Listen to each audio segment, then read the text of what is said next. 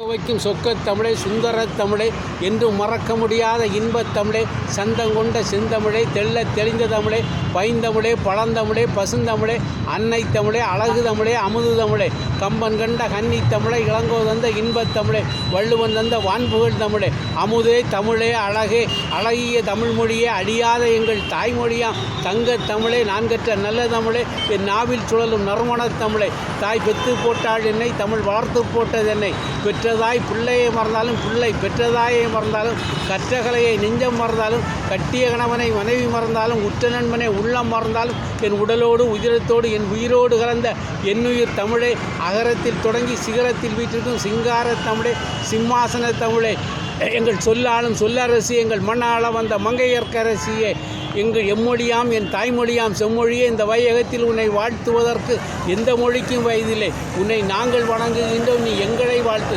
கதிர் வெடித்து புலம்பு விழ, கடல் கொதித்து சூடாற்றிட, முதுமை மிகு நிலப்பரப்பு முதற்பரப்பு தோன்றிட, நதி வருமுன் மணல் தருமுன் பனிமதுரர் பாண்டியர்கை பார்த்தவளே, நீ என்னை வாழ்த்துவதும் நான் உன்னை வணங்குவதும் அன்னை மகற்கிடையே அழகில்லை என்று சொல்லி தமிழாய்ந்த தமிழனின் சொத்தாக தமிழ் புலவர்கள் ஏற்றி தந்த கம்பராமாயணமா, கலிங்கத்து பழனியா, காஞ்சிபுராணமா, சங்க இலக்கியங்கள் அகநானூறா, குறுந்தொகையா, நற்றிணையா, புறநானூறா, ஐங்குறுநூறா, பதிற்றுப்பத்தா, கலித்தொகையா, பரிபாடலா, திருமுருகாற்றுப்படையா, சிறுபானாற்றுப்படையா, பெரும்பானாற்றுப்படையா, முல்லைப்பாட்டா, மதுரை காஞ்சியா, நெடுல்வாடையா, குறிஞ்சிப்பாட்டா, பட்டினப்பாலையா, மலைவிடுகடாகமா, நாலடியாரா, நான்மணிக்கடியா, இனியவை நாற்பதா, இன்னா நாற்பதா, கார் நாற்பதா, களவழி நாற்பதா, ஐந்திணை 50, ஐந்திணை 70, திணைமாலை 150, திருக்குறளா, திரிகடுகமா, ஆசார கோவையா, பழமொழி 400, சிறுபஞ்ச மூலமா, முதுமொழி காஞ்சியா, கைநிலையா, ஏலாதியா, தொல்காப்பியமா, நன்னூலா, ஆத்திச்சூடியா, கொன்றை வேந்தனா, மூதுரையா,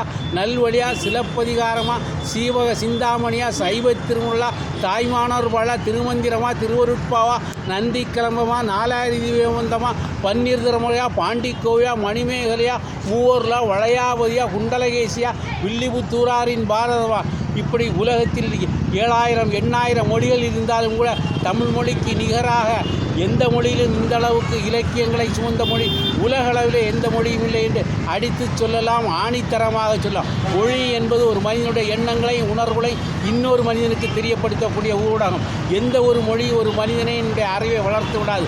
ஆங்கிலம் ஒரு மனிதனுடைய அறிவை அளக்கக்கூடிய அளவுகோல் அல்ல.